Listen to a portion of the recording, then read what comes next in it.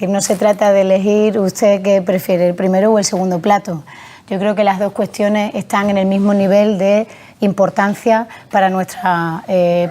región, y una probablemente vincule a la otra. Probablemente el empuje de las infraestructuras sea generadora de empleo en la misma medida, pero la necesidad, nosotros no podemos, por tener una necesidad real de mejorar las infraestructuras en Extremadura, renunciar a una necesidad como es un plan especial de empleo, que no solo estamos pidiendo para nuestra región, sino que nuestro planteamiento es que el Gobierno de España, en aquellas autonomías donde los datos EPA nos dicen que hay más de un 20% de paro, es necesario no solo actuar desde la propia autonomía con los programas y los presupuestos que cada una haya puesto en sus decisiones de su gobierno, sino que necesita necesariamente la colaboración del Gobierno de España para romper lo que es un paro estructural. Yo creo que en este primer año el esfuerzo que ha hecho la Junta de Extremadura junto con las dos diputaciones de poner en marcha planes especiales de empleo han sido un colchón muy importante para muchos parados y paradas en nuestra región que estaban absolutamente desesperanzados. Que el poder trabajar esos 6 meses en el ayuntamiento